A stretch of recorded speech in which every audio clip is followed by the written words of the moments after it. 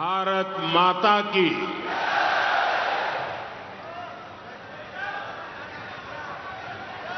गुजरात के लोकप्रिय मुख्यमंत्री श्रीमान भूपेंद्र भाई पटेल, उप मुख्यमंत्री हर्ष सांघवी जी, केंद्रीय मंत्री और संस्थापक ट्रस्टी मनसुख भाई मांडविया, सरदार धाम के अध्यक्ष गगजी भाई सुतारिया जी, दुष्यंत भाई पटेल, पंकज भाई पटेल, राज्य भाजपा अध्यक्ष भाई जगदीश विश्वकर्मा, मंच पर उपस्थित गुजरात सरकार के सभी मंत्री, सभी दाताश्री, ट्रस्टी श्री, अन्य महानुभाव और गुजरात के कोने कोने से आए हुए मेरे प्यारे भाइयों और बहनों,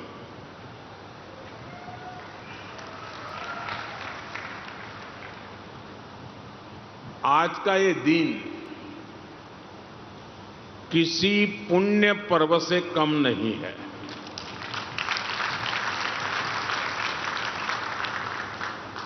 यहां आने से पहले मैं सोमनाथ मंदिर में था। सोमनाथ मंदिर की प्राण प्रतिष्ठा के 75 वर्ष पूर्ण हुए हैं। सोमनाथ मंदिर की पुनर्स्थापना, ये सपना सरदार पटेल के संकल्प से ही पूरा हुआ था।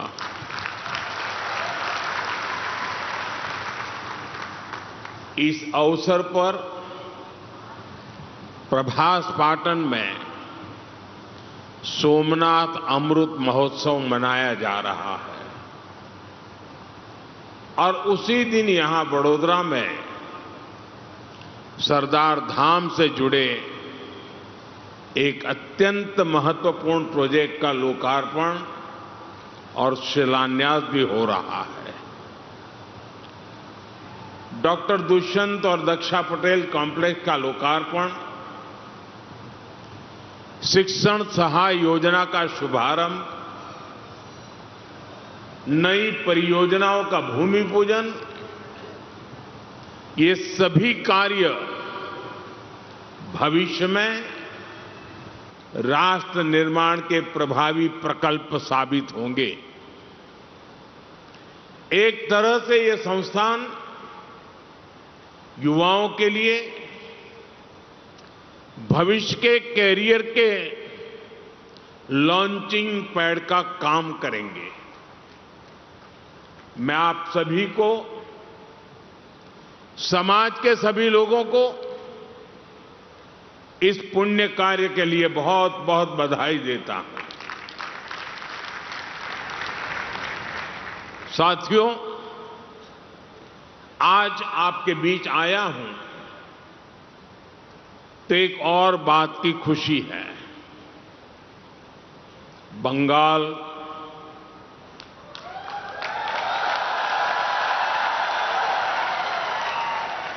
असम और पुडुचेरी के नतीजों ने पूरे देश में ही उत्साह का माहौल बना दिया है और उसके साथ साथ आप सबने भी मिलकर एक इतिहास बनाया है। गुजरात निकाय और पंचायत चुनावों के परिणाम भी बहुत शानदार रहे और इसकी भी चर्चा पूरे देश में हो रही है। साथियों, गुजरात के लोगों ने हमेशा राजनीतिक स्थिरता को महत्व दिया है। ये यहां के लोगों की राजनीतिक दूरदर्शिता है। वो जानते हैं कि राजनीतिक स्थिरता का महात्म्य क्या होता है और जहां राजनीतिक स्थिरता होती है वहां अर्थव्यवस्था की गति और तेज हो जाती है। गुजरात ने ये बात बहुत पहले समझ ली थी। उसके परिणाम आज हमें गुजरात की ग्रोथ में भी दिख रहे हैं और एक के बाद एक चुनावी नतीजों में भी दिख रहे हैं। साथियों, आप सभी के बीच आना, आपके कार्यक्रमों का हिस्सा बनना मेरे लिए हमेशा ही बहुत सुखद होता है और लगता है घर में आया हूं।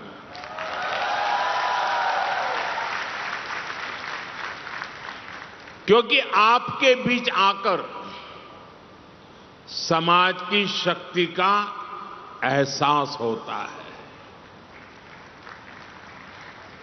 हम सभी जानते हैं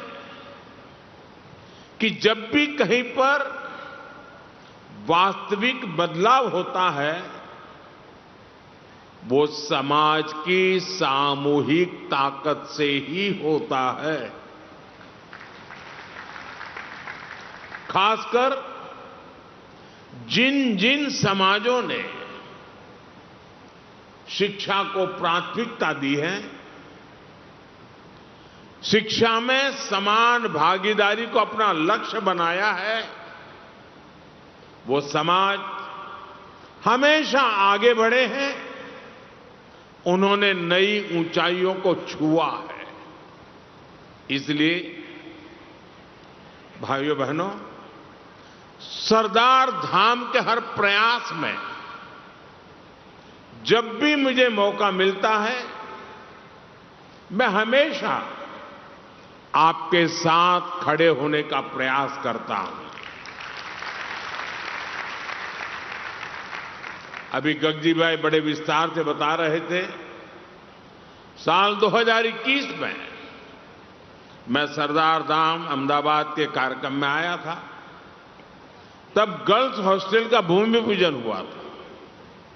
पिछले वर्ष उसका लोकार्पण भी हो गया।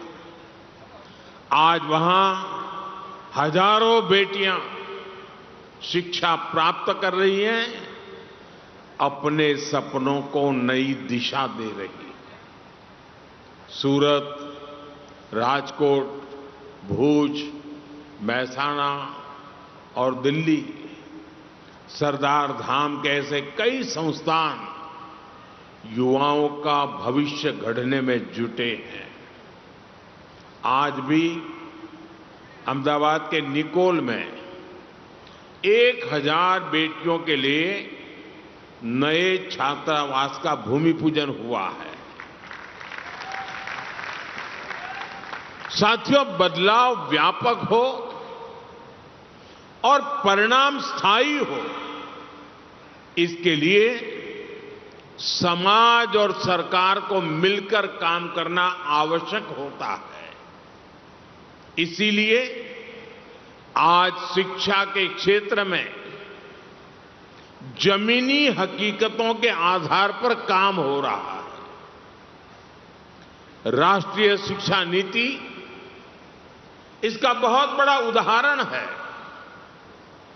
आज युवाओं की राह से रोड़े हटाए जा रहे हैं।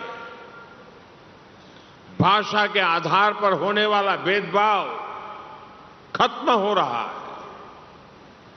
आज जोर केवल किताबों और डिग्रियों पर नहीं है, स्किल डेवलपमेंट और इनोवेशन को पढ़ाई का हिस्सा बनाया गया है।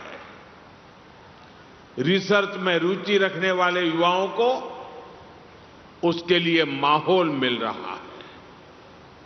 हमारे युवा डिग्री पूरी करके अनुभव न होने के कारण भटके न, इसके लिए अप्रेंटिसशिप के मौके उन्हें दिए जा रहे हैं। आप सोच सकते हैं आने वाले समय में देश को इतना बड़ा स्किल्ड वर्कफोर्स मिलेगा, इसका सबसे बड़ा लाभ देश के मैन्युफैक्चरिंग सेक्टर को होगा। साथियों, हमारे गुजरात के युवाओं में उद्यम की स्वाभाविक शक्ति होती है। आज स्टार्टअप इंडिया मिशन इन युवाओं के सपने साकार कर रहा है। छोटे शहरों के युवा भी उद्यमी बन रहे हैं।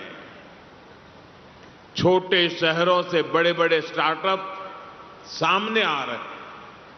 स्टार्टअप में महिलाओं की भागीदारी भी लगातार बढ़ रही है। पहले जिन सेक्टर्स को रिस्की माना जाता था, वो अब युवाओं की पहली पसंद बन रहे हैं। पिछले 10-12 वर्षों में स्पोर्ट्स से लेकर स्पेस टेक्नोलॉजी तक देश की कामयाबी इसका सबसे बड़ा सबूत है और इसका बहुत बड़ा लाभ गुजरात के हमारे बेटे बेटियों को भी हो रहा है।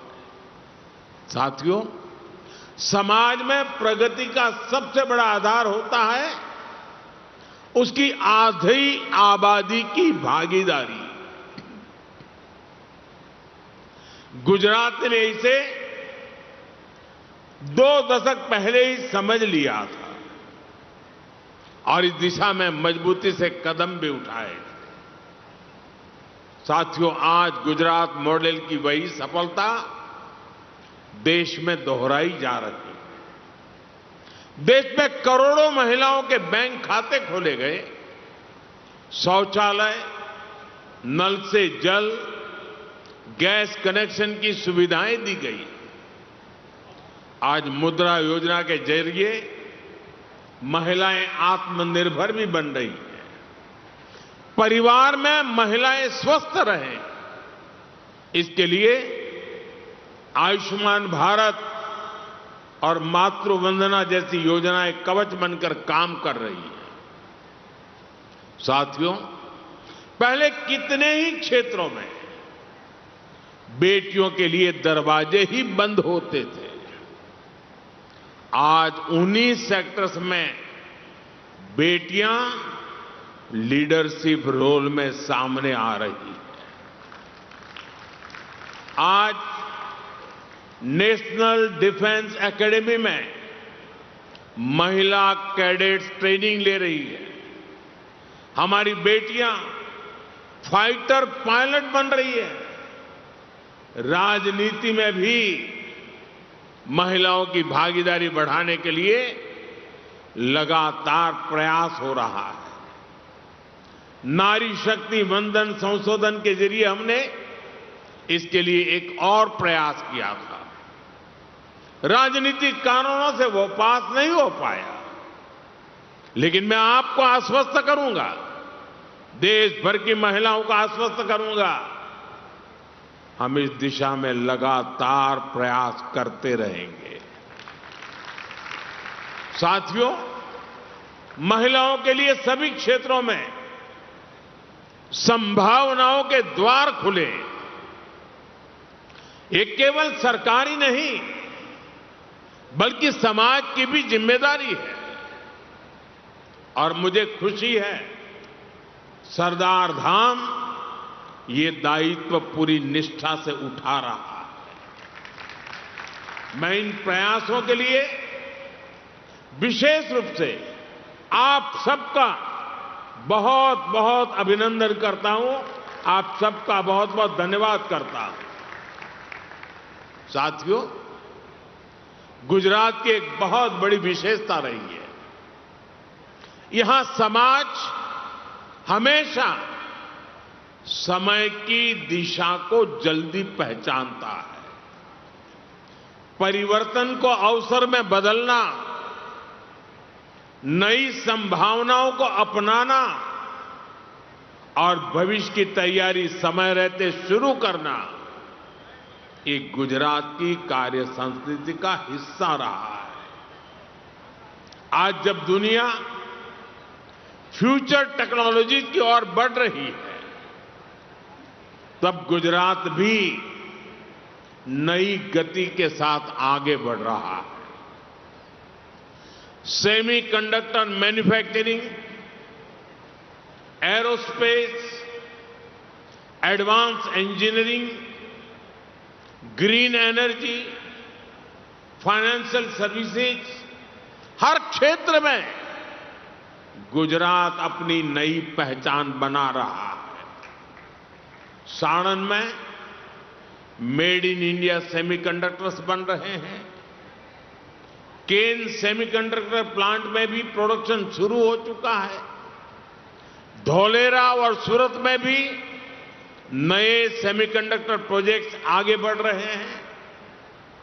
साथियों, हमारा भारत, हमारा गुजरात ग्लोबल सप्लाई चेन का बड़ा केंद्र बने, हम इस दिशा में लगातार काम कर रहे हैं। आने वाले समय में वडोदरा की भी इसमें महत्वपूर्ण भूमिका होगी। आज यहां बने मेट्रो कोचेज दूसरे देशों तक एक्सपोर्ट हो रहे हैं। सावली में आधुनिक रेल सिस्टम का कोचेज का निर्माण हो रहा है। इंजीनियरिंग, हैवी मशीनरी, केमिकल्स और फार्मा, पावर इक्विपमेंट और एमएसएमई, ऐसे कई सेक्टर्स में आज वडोदरा मैन्युफैक्चरिंग का मजबूत केंद्र बन चुका है। यहां की गति शक्ति यूनिवर्सिटी ट्रांसपोर्ट और लॉजिस्टिक की फील्ड में प्रोफेशनल्स तैयार कर रही है। अब एरोस्पेस सेक्टर में भी वडोदरा नई पहचान बनाने जा रहा है। यहां एयरक्राफ्ट मैन्युफैक्चरिंग प्रोजेक्ट तेजी से आगे बढ़ रहा है।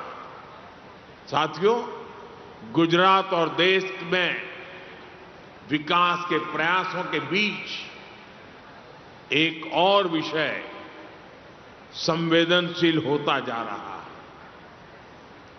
पिछले कुछ वर्षों में दुनिया लगातार अस्थिर परिस्थितियों से गुजर रही है। पहले कोरोना का संकट, फिर वैश्विक आर्थिक चुनौतियां और अब पश्चिम एशिया में बढ़ता तनाव। इन सारी परिस्थितियों का असर लगातार पूरी दुनिया पर पड़ रहा है और भारत भी इससे अछूता नहीं है। अगर कोरोना महामारी इस सदी का सबसे बड़ा संकट थी, तो पश्चिम एशिया में युद्ध से बनी परिस्थितियां इस दशक के बड़े संकटों में से एक है। जब हमने मिलकर कोरोना का मुकाबला कर लिया, तो इस संकट से भी अवश्य पार पा जाएंगे। सरकार भी लगातार ये प्रयास कर रही है कि देश के लोगों, देश के सामान्य नागरिक पर इन सारी विपरीत परिस्थितियों का कम से कम असर हो। लेकिन ऐसे समय में देश को जन भागीदारी की शक्ति की बहुत बड़ी आवश्यकता है। हमें भारत के नागरिक के तौर पर अपने कर्तव्य को प्राथमिकता देनी होगी। इससे पहले के दशकों में भी जब जब देश युद्ध या किसी और अन्य बड़े संकट से गुजरा है, सरकार की अपील और उस अपील पर हर नागरिक ने ऐसे ही अपना दायित्व निभाया है। आज भी जरूरत है कि हम सब मिलकर अपना दायित्व निभाएं। देश के संसाधनों पर पड़ने वाले बोझ को कम करें। आप भी जानते हैं कि भारत कितने ही उत्पादों को मंगाने के लिए लाखों करोड़ रुपए की विदेशी मुद्रा खर्च करता है। इसी समय विदेश से आने वाले उत्पादों की कीमतें भी आसमान छू रही है और सप्लाई चेन भी पूरी तरह तहस नहस हो चुकी है। और इसलिए देश पर यह दोहरा संकट है। जैसे बूंद बूंद से घड़ा भरता है, वैसे ही हमें हर छोटे बड़े प्रयास से ऐसे उत्पादों का उपयोग कम करना है जो विदेश से आते हैं, और ऐसे व्यक्तिगत कामों से भी बचना है जिसमें विदेशी मुद्रा खर्च होती हो। साथियों, भारत के इंपोर्ट का बहुत बड़ा हिस्सा क्रूड ऑयल है और दुर्भाग्य से जिस क्षेत्र से दुनिया के बड़े हिस्से को तेल मिलता है, आज वही क्षेत्र संघर्ष और युद्ध की स्थिति में उलझा हुआ है। और इसलिए जब तक हालात सामान्य नहीं होते, हम सबको मिलकर छोटे छोटे संकल्प लेने होंगे। मैंने कल कर्नाटका और तेलंगाना में भी इस बारे में चर्चा की है। मैं आज गुजरात में भी अपने आग्रहों पर फिर से जोर दे रहा हूं, और आप पर तो मेरा ज्यादा हक है, इसलिए जरा हक से कहने वाला हूं।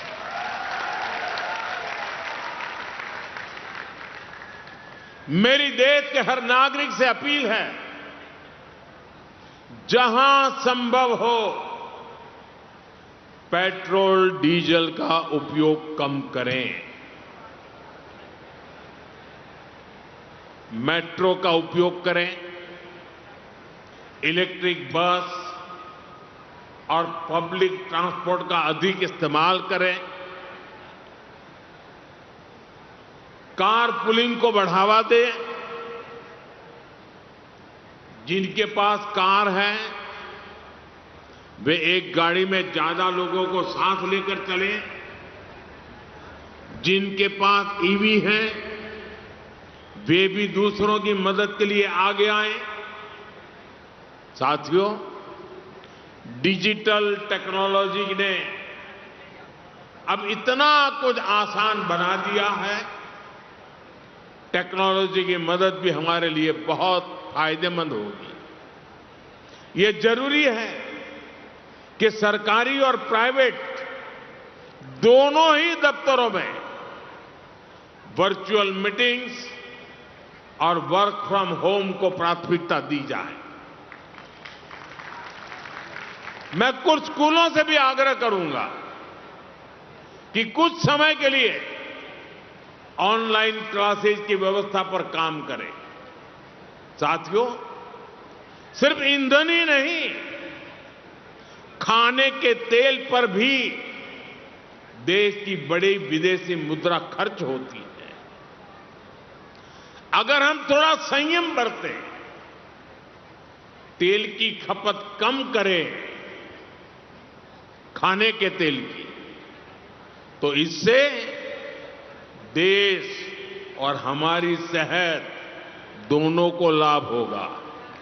और सूरत वालों को मैं खास कहता हूं,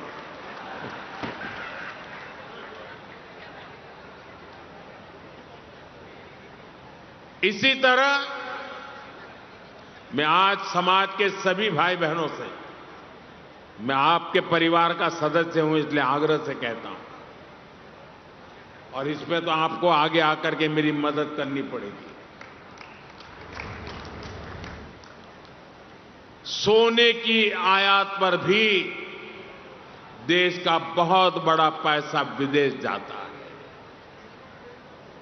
मैं आप सबसे, देशवासियों से आग्रह करूंगा कि जब तक हालात सामान्य न हो, हम सोने की खरीद को टालें। गोल्ड की जरूरत नहीं है।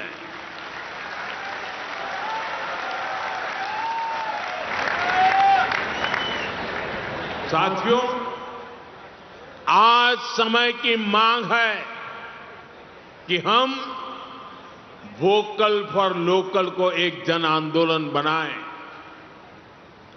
विदेशी सामान की जगह लोकल उत्पादों को अपनाएं।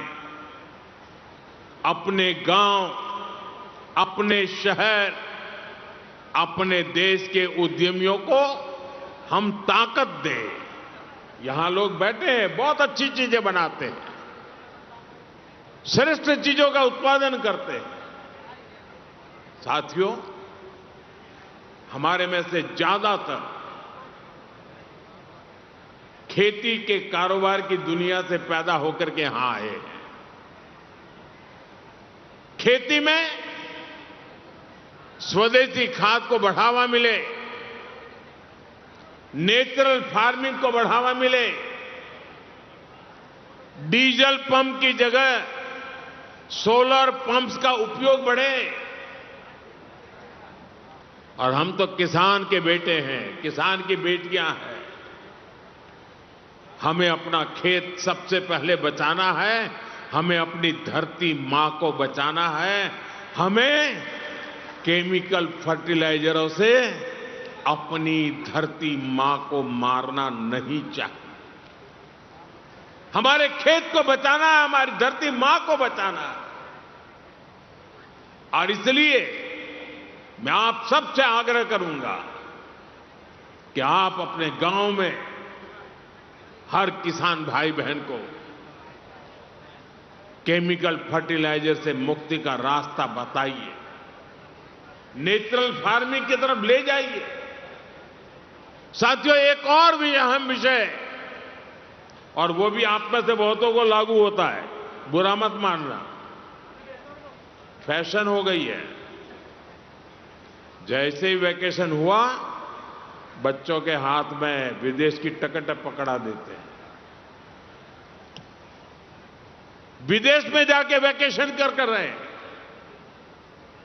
गर्मी की छुट्टियां आ रही हैं, आजकल विदेश घूमने, वहां पर डेस्टिनेशन वेडिंग, ये मैं यहां से बहुत से लोग हैं, अब मुझे निमंत्रण नहीं भेजते हैं, पहले भेजते थे क्योंकि विदेश में ही शादी करते थे, अब बंद कर रहे हैं।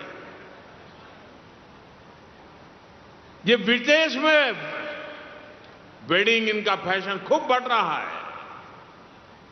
और लेकिन इस पर भी बहुत विदेशी मुद्रा खर्च होती है।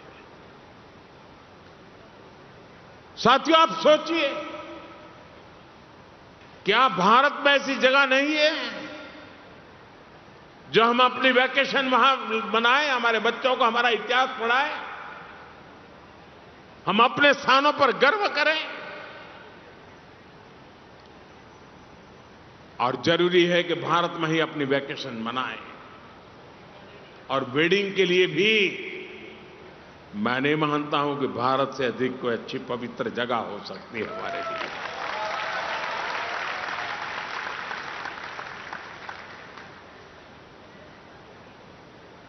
जब यहां वेडिंग करते हैं ना, तो हमारे पूर्वजों की मिट्टी भी हमें आशीर्वाद देती है। और वेडिंग के लिए भी भारत के ही अनेक स्थान है, उसको हम चुने। हमारे गुजरात में तो वैसे भी एक से बढ़कर एक स्थान है। और मैं तो आप सब पाटीदार भाइयों को तो कहूंगा, आपको तो अब शादी स्टैच्यू ऑफ यूनिटी वहीं पर जाके करनी चाहिए। आपकी हर शादी में सरदार साहब खुद आशीर्वाद देने के लिए मौजूद रहेंगे। और वहीं पर आपने, जैसे हरिद्वार ऋषिकेश में आप शांति के लिए जगह बना रहे हैं ना, वैसे ही आप स्टैच्यू ऑफ यूनिटी में शादी के लिए जगह बना दीजिए। मैं पंकज भाई को कहूंगा उसके लिए भी कुछ करें।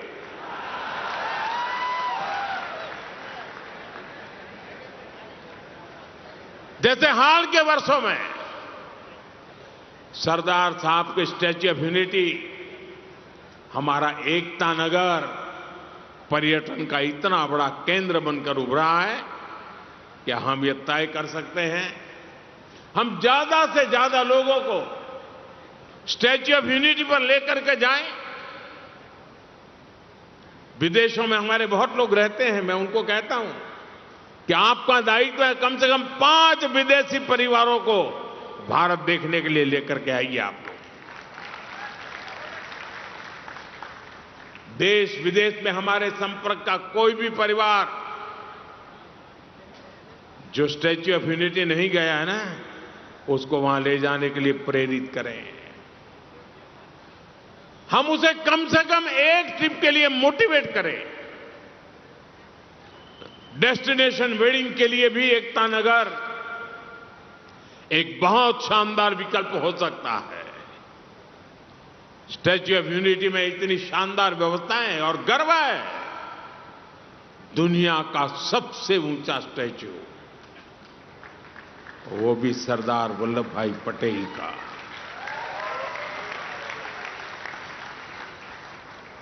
इस देश का कोई नागरिक ऐसा नहीं हो सकता है कि जिसको इसके लिए गर्व न हो दोस्तों। और मैं आपसे आग्रह करता हूं, आप सभी इसका फायदा उठाइए, इसका लाभ उठाइए। साथियों, ये मैंने छोटे छोटे प्रयास आपको, कोई मुश्किल काम नहीं बताया आपको, लेकिन आप मान के चलिए, ये छोटे प्रयास भले लगते सकते हो, लेकिन छोटे प्रयास भी जब 140 करोड़ लोग एक साथ संकल्प लेते हैं, 140 करोड़ लोग एक कदम आगे बढ़ते हैं इस दिशा में, 140 करोड़ कदम देश आगे बढ़ता है।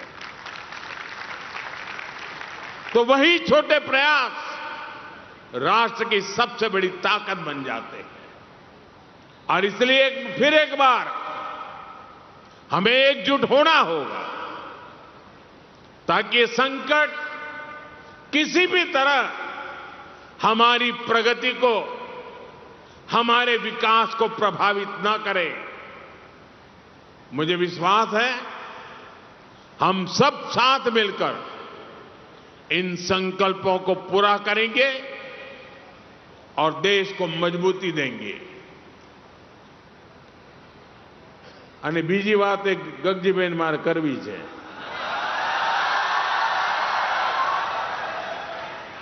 આપે મને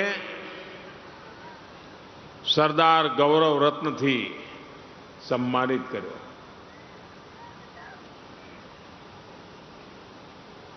જે એવોર્ડ સાથે સરદાર સાહેબનું નામ જોડાયું હોય ને, ત્યારે જવાબદારી ઘણી વધી જતી હોય છે।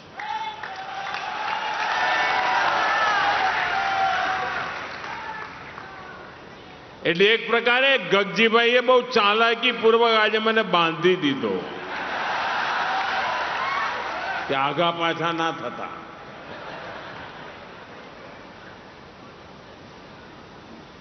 અને કદાચ મારા નસીબમાં લખાયેલું છે કે સરદાર સાહેબના જેટલે જે સપના હતા ને, એમણે શરૂ કરેલા જેટલા કામો હતા ને, એ બધા પૂરા કરવાનું મારા જ નસીબમાં આવ્યું છે।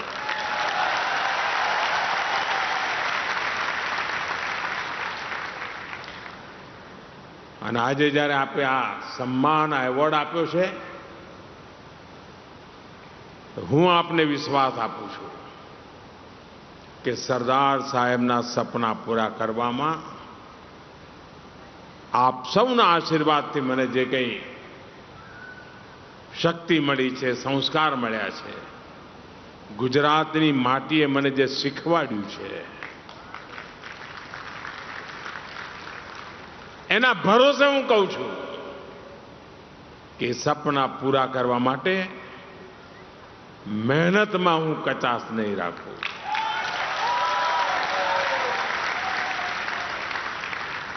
અને મારા સ્વભાવને ગુજરાત ભલી ભાંતિ જાણે છે. પાછા વળવાનું મન ફાવતું નથી.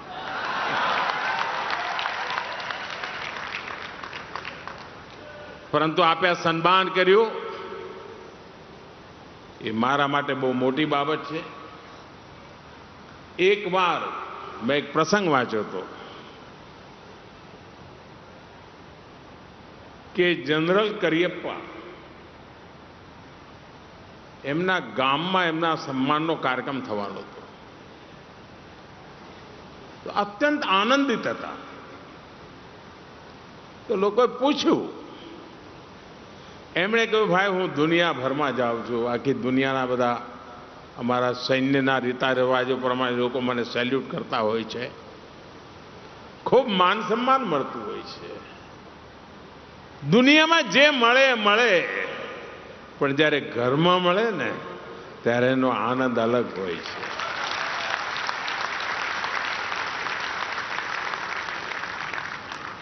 ભારતના પ્રધાનમંત્રીનું દુનિયામાં સન્માન થઈ રહ્યું છે કારણ ભારત સામર્થ્યવાન થઈ રહ્યું છે.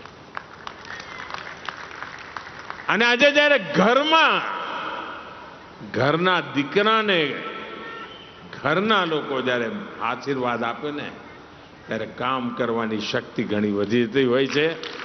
મારે માટે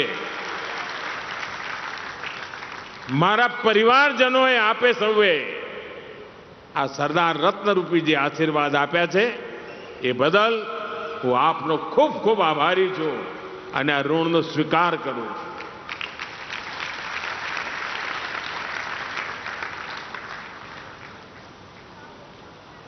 ફરી એકવાર આપ સૌને જે સંકલ્પ લઈને તમે ચાલ્યા છો, જે સપના તમે લઈને ચાલ્યા છો, એના માટે ઈશ્વર તમને ખૂબ શક્તિ આપે. સરદાર સાહેબના આશીર્વાદ નિરંતર આપના ઉપર બન્યા રહે અને પંકજભાઈ જેવા સાથીઓ તમને મળતા રહે.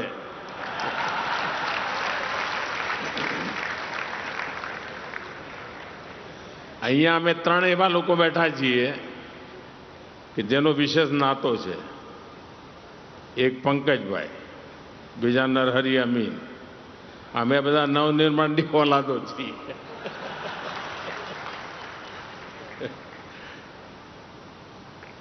તો મને આનંદ થયો કે આજે પંકજભાઈએ પણ એક મોટી જવાબદારી લીધી છે. આપ સૌનો ખૂબ ખૂબ આભાર. જય સરદાર, જય સરદાર.